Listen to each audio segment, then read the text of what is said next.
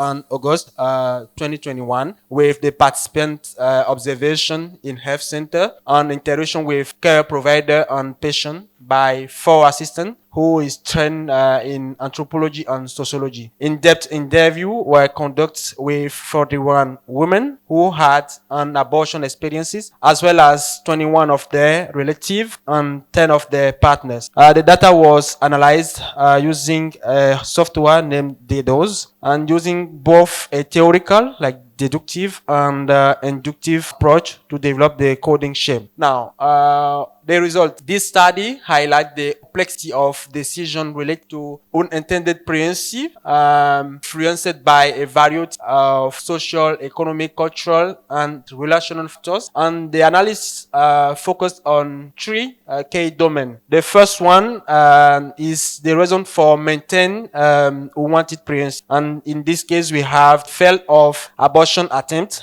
and the discouragement from relatives, fear of social and medical risk associated with abortion, and the lack of knowledge about abortion law and punitive belief. The second motivation is the motivation for choosing abortion. Unpreparedness for motherhood due to socioeconomic condition, partner abandon them, and pressure from social and religious norm. We have also stigma around premarital pregnancy and past experience with unwanted pregnancy. And the last one is professional aspiration as an influence factor.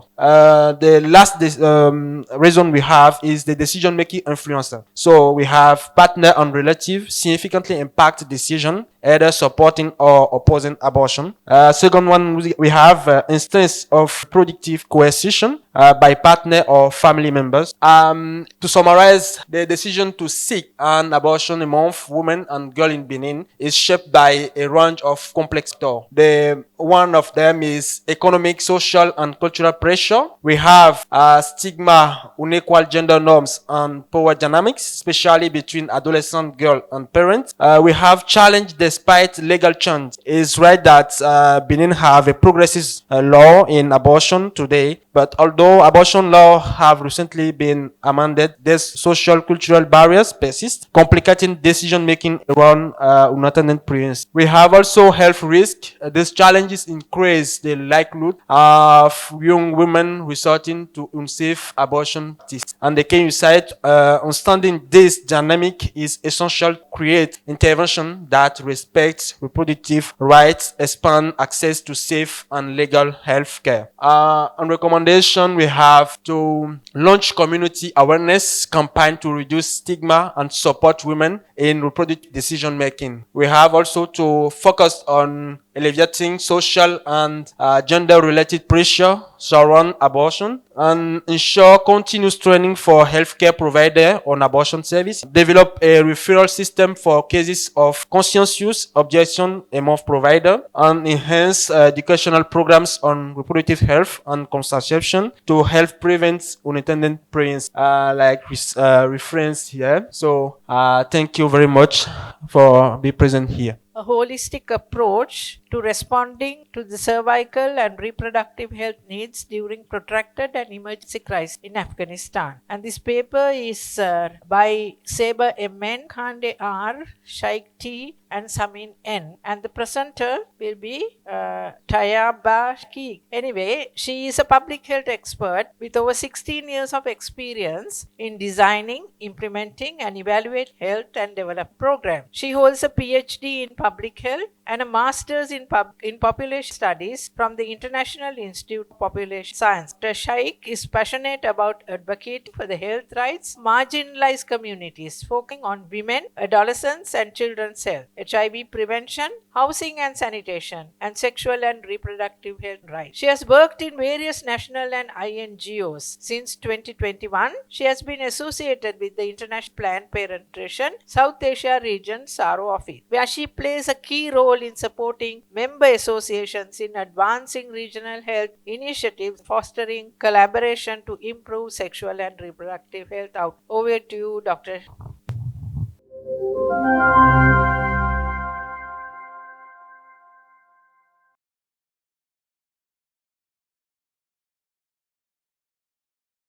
Thank you so much. Good afternoon, everyone. Actually, this presentation was supposed to be done by Mr. Sabir, who is associated with Afghan Family Guidance Association, which is AFGA in Afghanistan, but for some circumstance could not. So I'll be presenting on his behalf, the organization. So the topic is a holistic approach to responding the sexual and reproductive health needs during protected and emergency crisis in Afghanistan. Before I start, I'll just give you the background, the current situation in Afghanistan. Afghanistan is going through, since many decades, going through a crisis, and in a decade or two, they have been like experiencing the climate change. So it's a dual crisis they have been experiencing, and how the other partners like Afghan and UN agencies and other NGOs, how they are like supporting and implementing the SRHR programs in the country. So this is just a learning from one of the interventions which Afghan has been implementing. So objective is like for any program they implement in the protracted crisis and in emergency situation is to ensure the quality and timely provision of SRH and MISP services. MISP is a minimum initial service package in both the situations in Afghanistan, and the objective and the aim is to enhance the access to the essential services to the hard to reach population and in the remote areas. And also the aim is to strengthen the health system, empowering communities, especially women, girls and adolescents, to access these essential SRH and MISP services.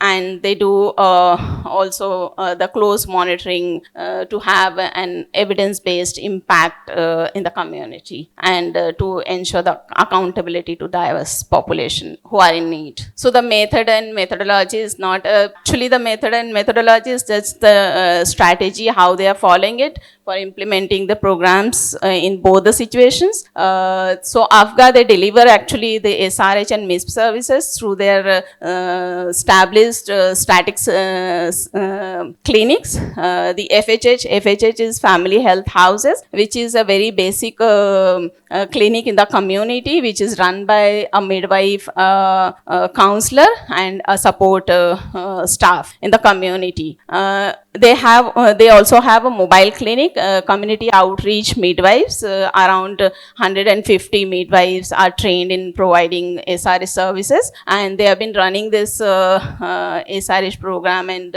service delivery in 11 provinces in Afghanistan. So during the acute crisis and emergency situation, AFGA, they basically collaborate with UN and humanitarian agencies and provincial health departments to conduct the need assessment, and accordingly they plan the implementation, and in collaboration and partnership with all the NGOs, they implement the program, not just like standalone one agency implementing the program and delivering services. So it's like in a collaborative effort, they provide the services in the affected areas. So that is one good practice they are following. The adaptation strategies, just to reach to the hard to reach areas and the affected areas, they always use the mobile clinics and satellite clinic model. They do have family health houses, but sometimes the affected areas are far away from those clinics, so the accessibility is difficult. So the team is like they prepare a team and send to the affected areas for service delivery. So for this intervention or the analysis, they have used the program data, which they maintain in DHIS2 tracker, which is a client-based data system they are implementing. And for some of the impact indicators calculation, they have used MSI impact tool version 2, and they do have a robust tracking of service utilization health outcomes in all of their program. So these are the key achievements during the protracted crisis, like from 2021 to 2023. They've been able to reach to 1.7 million clients, delivering the 7.4 million services, the SRH, MISP and MCS services in both the situations. And during during the sudden onset of crisis, over 85,000 clients, including 12,735 who were treated for STIs, they've been like provided services. They have also provided service, identified actually 802 pregnancies, the complicated pregnancies, and provided timely referral and services to those women. And 33,939 clients received short and long-term, long-acting reversible contraceptives. So through this, they could able to generate 220,000 CYPs within this 3 years of the program implementation, and around 100,000 unintended pregnancies were aborted, and prevented 43,696 unsafe abortions out of these programs. 134 maternal deaths and 870 child deaths were averted within 3 years. And by implementing the program, the outreach, community-based outreach program, they could save 3.8 million pound in direct healthcare costs. So some of the conclusions, like for the life-saving services, they have been providing the comprehensive SRA services and MISP services through the community outreach model in both the situations, in protracted and the emergency situation. They have a very good and effective program implementation, which is crucial for addressing the needs of marginalized population, which are like hard to reach and in remote areas. So the collaborative effort they are taking through the multiple partners is critical actually in implementing the service delivery program. So they are following it just to remove the duplication and maximize the effort in the community. Timely implementation is one of the vital component. What they're following is whenever any crisis happens, they collaborate with the partners, UN agencies, and within few days they could implement the program in the affected area. So that is one of the good practice they are following. And sustainable system. So once the onset of crisis happens, they will implement the response program, and after implementation, the implementation lasts for 3 to 4 months or maximum 3 months, and after that they they just link the community to the nearest facilities which are available there. So those strategy they are following for sustainable for sustaining this. These are some of the glimpses from the field, the onset crisis situation, emergency crisis situation, and even in the protracted crisis they deliver the service. Next presenter is Sitmi Attanayaka, and she is going to present on exploring cultural, religions and legal barriers obstructing access to safe abortion in Sri Lanka. So that's the title of her presentation. And Sitmi holds a BA Honours in Sociology from the University of Peradeniya. As a dedicated youth activist, she has actively engaged with several non-governmental and international organizations in various roles, including volunteer, project coordinator, project consultant, and educator. Her international training in SRHR further inspired her to pursue research in this field. Additionally, she has served as a research assistant at the University of Peradeniya, contributing to a collaborative research project with University of Birmingham and the University of Colombo. So with that, I call Sitmi to make her presentation. Over to you, Sitmi.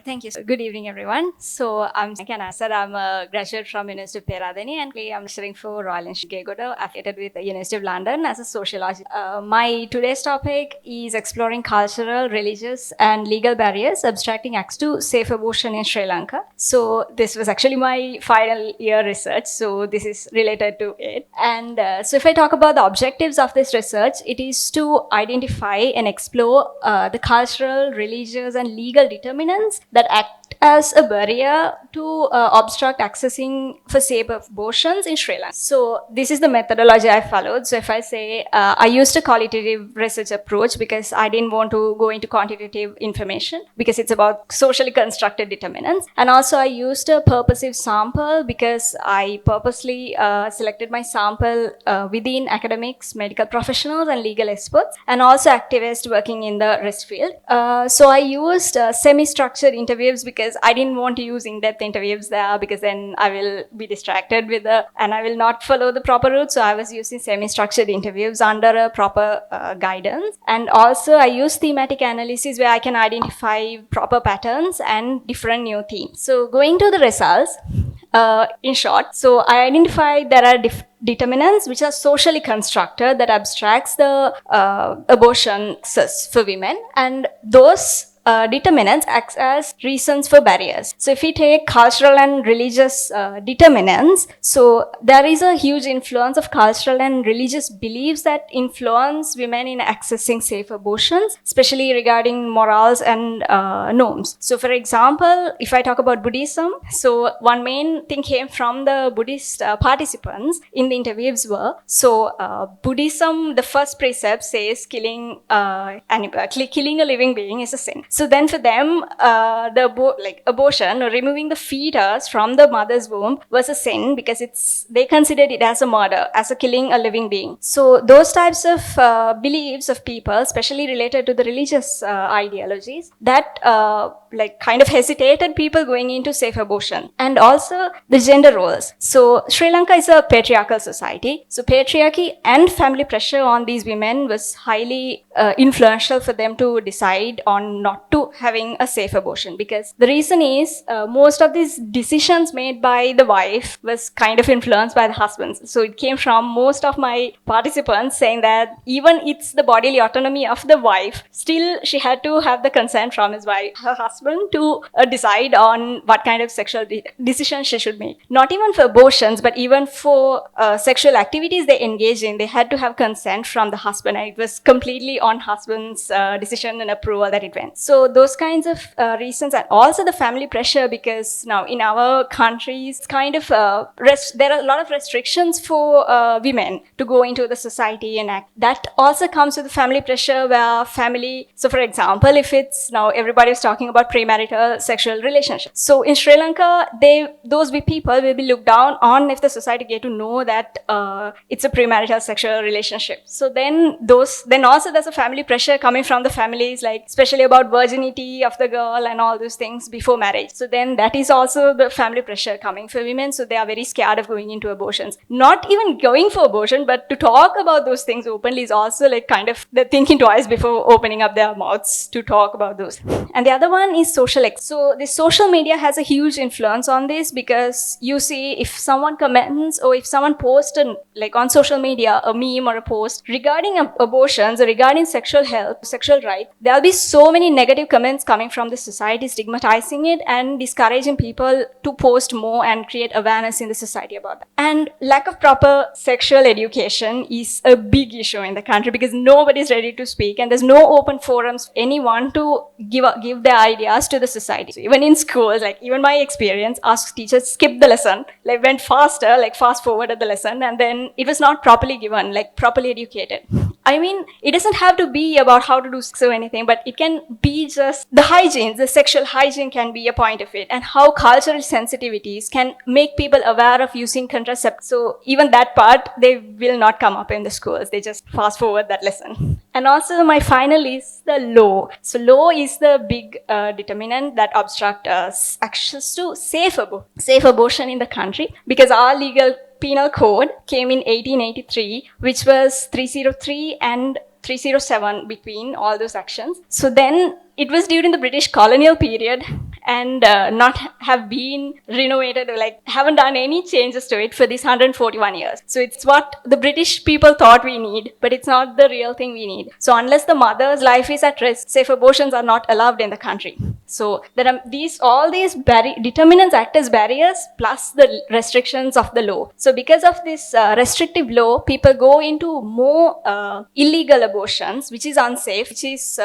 given by different like this unqualified professionals. So I found the percentage from the previous researches. 11.7 maternal deaths happened due to these unsafe abortions. And also in Sri Lanka, according to 2016 findings of the Ministry of Health, between 550 to 750 abortions take place illegally in unsafe methods. So that is what is reported. So we don't know how many happens without reporting, unreportedly. So it's a huge crisis. I think law plays a major role in the abstracting access for safe abortions in the country. And my conclusion is, again, these cultural, religious and legal determinants create significant barriers to accessing safe abortion services in Sri Lanka. And also these barriers limit reproductive rights and create negative social health outcomes for women. So as I said, when these people don't go into safe abortions, they go into home remedies, or maybe they go into some unsafe method. So if they have enough money to afford, they will go to an unsafe one, but still they won't get the post-abortion care from them. If they doesn't have money, they will go, and if they are ashamed of talking that in front of the society, then they will probably go for some herbal usage or something in order to abort it by herself at home. So that's a home remedy. So then these can cause different, even the unsafe abortion, like going for an unprofessional doctor, will create a lot of consequences, which is negative, could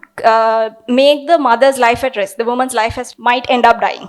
So, and also my recommendations are, so there should be culturally sensitive sex education in school. So culturally sensitive as in it should be all inclusive. It should be inclusive of gender, it should be inclusive of the age, and also the language. So it could be, there are people from speaking different languages, and also the sign language, braille. So those are not being addressed. And there should be proper, rather than just displaying the women's sexual system and then male reproductive, there could be more interactive ways that can be present in these lessons, which is also appropriate to the culture. And the other point is the penal code probably should be amended according to addressing the contemporary social issues such as underage rape cases, because in such instances they would go for an abortion. It's not needed for the mother or the woman. So such cases, I think the law should be liberalized to address those needs of people. And also the economic disparities where they can't afford contraceptives, and ground level initiatives, because it's mostly reported from the rural Sri Lanka where they don't know, they are not aware, and they don't have access to this information. So, and also social media and mass media, rather than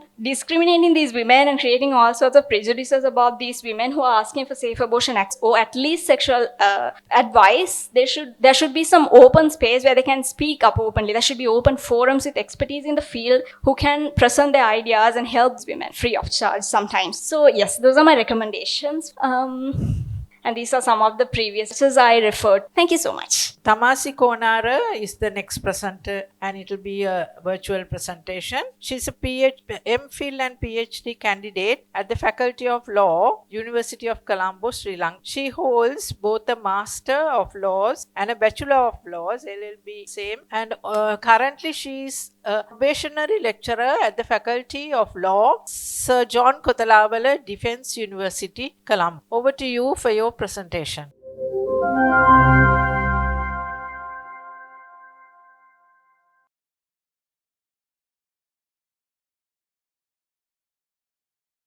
Hello everyone, good afternoon. My name is Nadana Kornara. I'm a lecturer attached to the Faculty of Law, Sir General John Kotalawala Defence University.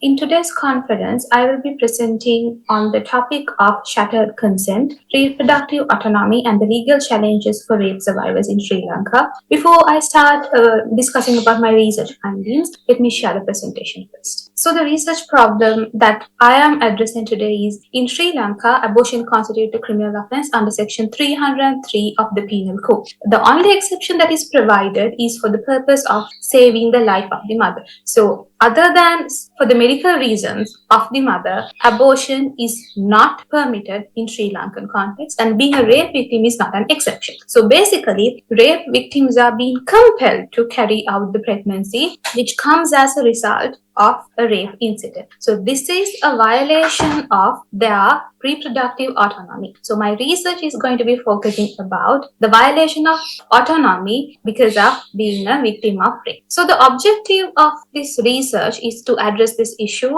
So I will be analyzing the current legal framework and its effect on the survivors, evaluating the international standards and the international obligations that Sri Lanka has in terms of reproductive rights. So basically my research is based on section 303 and its impact on the human rights of the rape victims. So the ultimate objective of my research is to recommend legal and procedural reform to the penal code to respect and protect the rights of the victims of rape to ensure their well-being and their rights. So the main methodology that was adopted was I restricted my research to a qualitative research methodology with reference to the doctrinal research methodology. In that terms, my research was limited to the available primary sources of law, which included mainly the section 303 of the Penal Code, international treaties including the Convention on Elimination Against Women and the Convention on Civil and Political Rights. So that was the main scope of my research. So I would like to start my discussion with reference to section 303 of the Penal Code, which says, whoever voluntarily causes a woman with a child to miscarry, if such miscarriage be not caused in good faith for the purpose of saving the life of the mother, will be punished with the imprisonment of either description for a term which may extend to 3 years. So as you can see, the section 303 simply states that abortion is allowed only in the times of medical conditions for the purpose of saving the life of the woman. So in this situation, the rape victims are being compelled to carry out a pregnancy. So in section 363, as amended in 1995, rape is defined as a forced penetration by man towards a woman without a consent. So we all know rape is a unconsensual sexual activity where a woman is being compelled to carry out a penetration without a consent, which result in physical, emotional, and psychological trauma. So in that situation, when we read section 363, section 303, when along with the trauma of rape, if a rape victim is pregnant, she is being compelled to carry out the pregnancy. So in 1995, in 2012, in 2022, there has been attempt to amend the existing legal clause to allow rape victims to go through a medical induced abortion, but it was a failure. So up until now, Sri Lankan government has failed to decriminalize abortion during pregnancies of rape victims, and this has been an unaddressed area in Sri Lankan legal literature as well. So in 1997, there has been research done on the impact of section 303 on the women's rights, but it doesn't specifically address about the rape victim. So the rights of the rape victims has been a gray area in the legal literature as well. So this is the law which states under section 303. So now I want to discuss about how reproductive health and the reproductive autonomy is being violated by section 303. So reproductive health simply state as the physical, mental, and social well-being in matters relating to reproductive system, which comes with the right of the women to choose whether or not to reproduce, including the right to decide whether to carry or terminate an unwanted pregnancy. So reproductive autonomy gives the right for the women to decide her own body, right? But when you restrict someone, a rape victim, from an abortion, it affects multiple human rights, including right to life, right to health, which is being enshrined under Article 16 of the CEDAW Convention, and also when a government is forcing someone to carry out a pregnancy, it can be considered as a form of physical and mental torture which will continue throughout individual's life, because being pregnant means you have to give birth to the child and you are compelled to raise a child without your consent, without your need. So this can be simply defined as a form of torture, and also it will violate someone's right to education, right to privacy, their family life, their social life. So simply this section 303 is violating most of human rights that is being given to a female, given to a human through CEDAW Convention, ICCPR Convention, and the Convention on Economic, Social, and Cultural Rights. So Sri Lanka is being a state party to CEDAW Convention, ICCPR Convention, and ICESCR Convention. We are being obliged to protect and promote reproductive rights of women, which includes raping. But failure that happened from 1995 up until today, Sri Lanka has violated the international obligations that we have as well. So the conclusion that I want to make is that criminalizing termination of pregnancy is a serious violation of international human rights obligations. So the Sri Lankan government has the responsibility to put women's human rights at the center of the policy consideration. So there is a question between rights of the unborn child and rights of the mother. So basically, under international human rights law, the human rights are being given to the individuals who are living, the born individual. So in that situation, the rights of the mother should be prioritized than the rights of the unborn. So basically, the government is being given the responsibility, they are being responsible to ensure the women's human rights in terms of reproduction. And also, my main recommendation is to decriminalize abortion in situation of a rape victim under section 303. I know the Sri Lankan system is based on different social, cultural, and religious factors, yet compelling a rape victim to have a pregnancy, an unwanted pregnancy, is a form of torture. So my main recommendation is, while continuing criminalization of abortion, there should be an exception provided for the rape victims where they are being given the opportunity to terminate the pregnancy they want. In addition, along with legalizing abortion for rape victims, supplementary measures should be taken to ensure that this system of taking abortion is safe for the mother. So basically, my research, to summarize about my research was focused on section 303 of the Penal Code and its impact on the reproductive rights of the women and how Sri Lanka is violating these reproductive rights of the rape. Thank you. So we have another, let's say maximum 15 minutes for question and answer session. So I'll open the floor for questions and answers. We already listened to 4 presentations. Yes, 4. So if you have any comments or questions, please, now the time, you can ask the questions, Yes, the floor is open now. May I ask a question, Dr. Sheikh? Thank you very much, very nice. May I know how you did this calculation?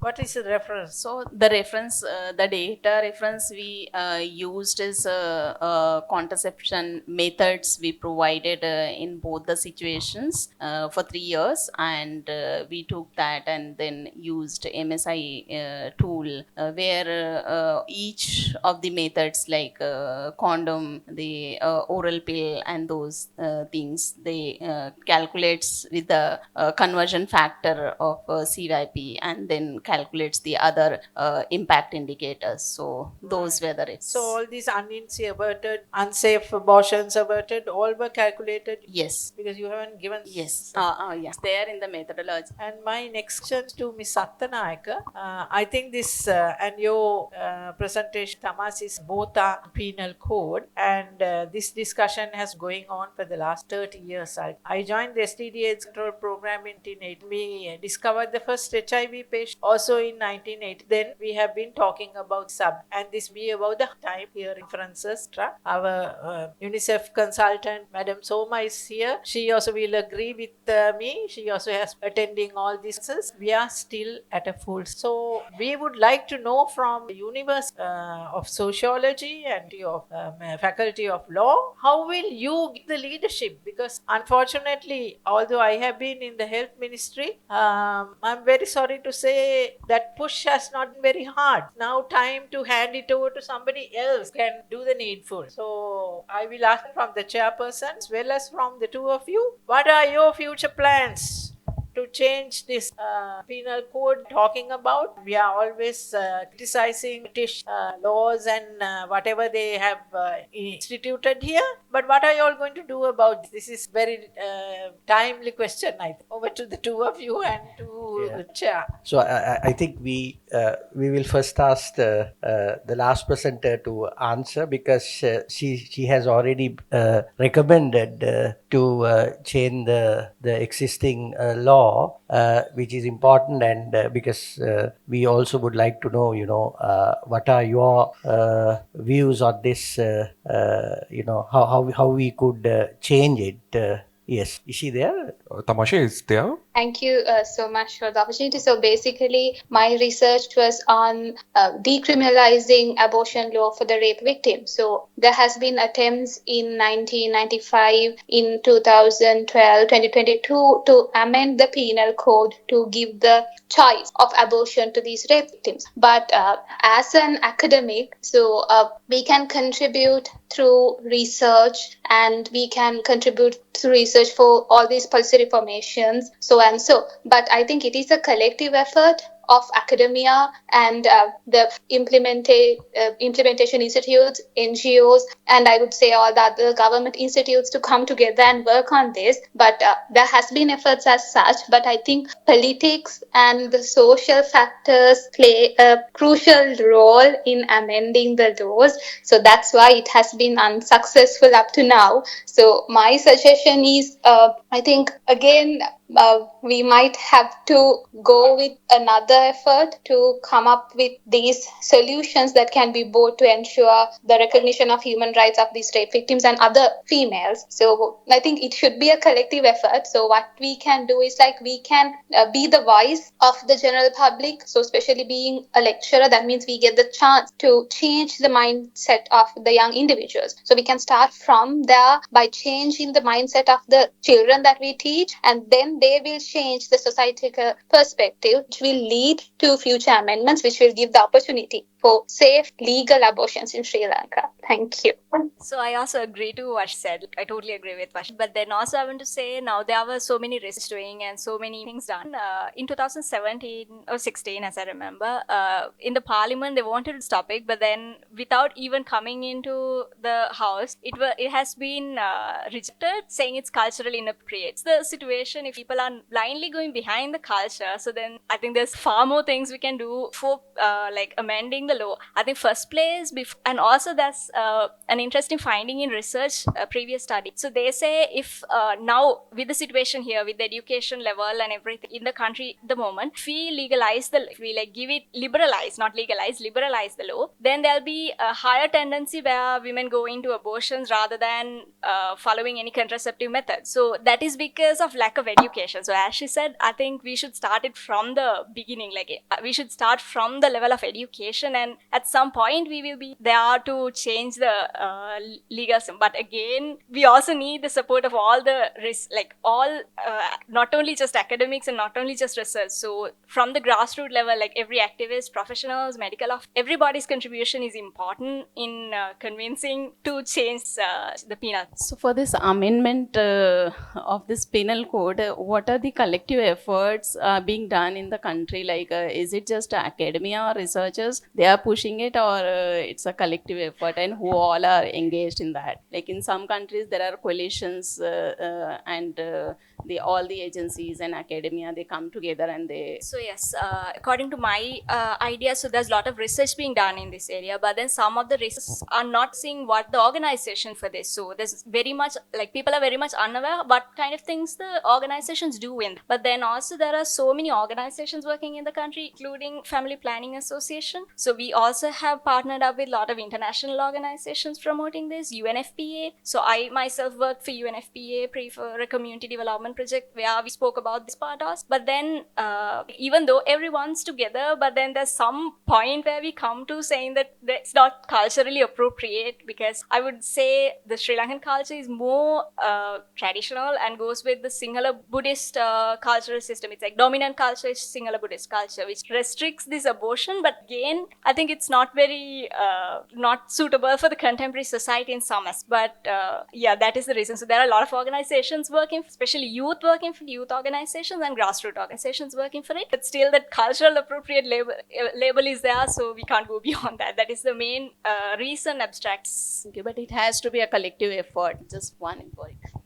So if I can add to that, in 1995, there was a amendment which was voted to amend the existing abortion law in Sri Lanka to liberalize the abortion law to allow rape victims with the choice of abortion. But the parliament bought the bill, but it was rejected because of some religious reasons. The same thing happened in 2012 as well. In 2022, the minister in charge, Minister Ali Sabri, again tabled issue regarding decriminalizing abortion for rape victims. But I would say in all these three instances, it was a collective effort of government institutes, academia, and professionals, NGOs, as mentioned by the previous researcher. But again, as I agree with her, it was even though it was a collective effort, it was unsuccessful because of the religious and the societal perspective when it comes to the abortion system in Sri Lanka. Thank you. Hello. I'm an academic who have done research on topics of abortion. I come from a legal and gender studies background. So if you look at some of the statistics about women who get abortions, the first and the highest statistic are married women who are subject to gender-based violence, marital rape, who do not usually want a second child to endure the pains of being a part of that kind of family dynamic. That's the first. And secondly, it's a lot of young women who have been raped by close family members and have resulted in an abortion with the assistance of their mothers, because they do not encourage contraceptives. And if it's rape, then obviously, or incest, then there are other matters that come into this as well.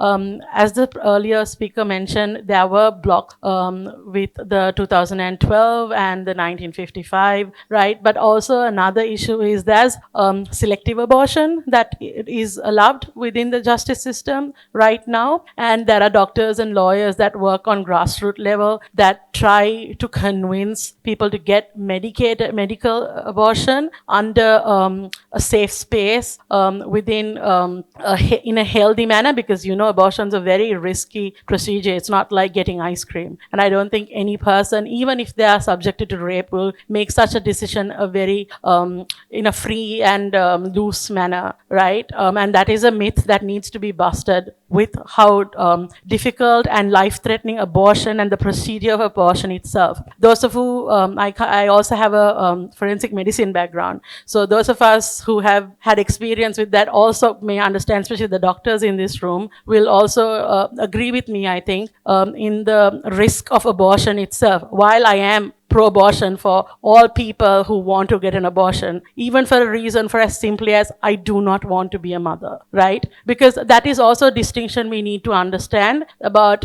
a people's choice, that a child does not deserve a parent who do not want to be a parent, right? And it is as simple as that, right? Because like I said, there is selective abortion that we may sympathize with, right? Oh, if you're raped, then it's okay.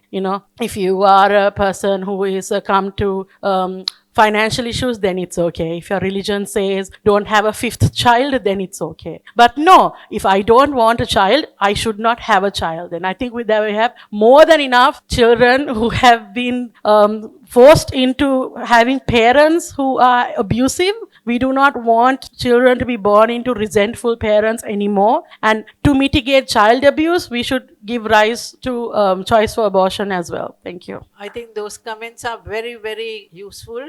Thank you very much for enlightening that. Next question, please.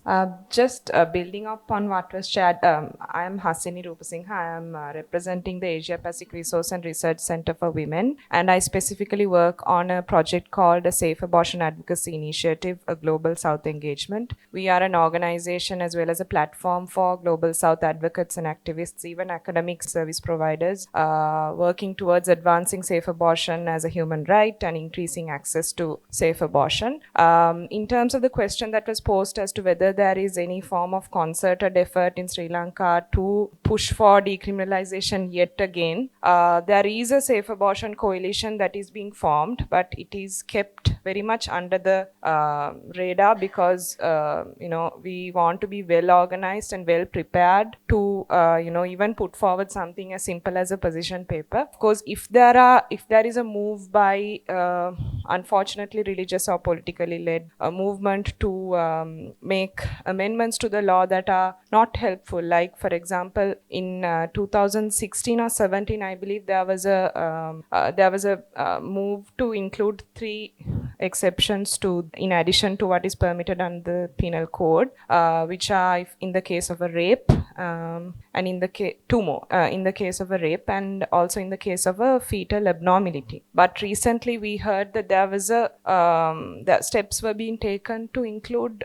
an exception of lethal abnormality, which is actually a step back and not a step forward from the progress that was made by the abortion rights community in Sri Lanka a few years back. So that's something that we have to be prepared to counter as safe abortion advocates and even as allies. So that's something that's going on within the civil society realm in Sri Lanka. And also, as to what was shared by a member of the audience here, I beg to differ on the point about whether abortion is obviously it's if a decision is being taken by a woman to have an abortion, it's a very difficult, maybe a very difficult decision that involves a lot of a lot of things that culminate into you deciding to have an abortion, and that is the right over your body. That's your bodily autonomy put in practice. But if you look online and things that have been said by the World Health Organization and organizations like the International Planned Parenthood Federation, abortion is a medical procedure that's very safe. It can be done by qualified professionals, as what was shared during the plenary session in the morning. So it is important that we view abortion as much as we view it as a right, also as a part of healthcare. You have a right to health. Abortion is part of healthcare, and therefore you have a right to abortion. And it is a right, it is part of healthcare as much as part of childbirth. That is the view that I believe we should adopt when we view abortion. Of course, it's difficult to push these views with the formal sector, so that is why we look at certain exceptions to the already criminalized abortion and say, oh, look here, if we can't have a fully decriminalized abortion, let us have these exceptions, because what will happen to a girl who is raped and with child, so, or any other forms of sexual abuse that happens to women and girls in all their diversity, that results in a pregnancy that is unwanted. So just sharing my thoughts here and answering one of the questions that was posed. Yeah, thank you for the question, madam, and also we got different answers. I think so we have to stop now because it's 2:15, and so I would like to thank all the presenters for their very constructive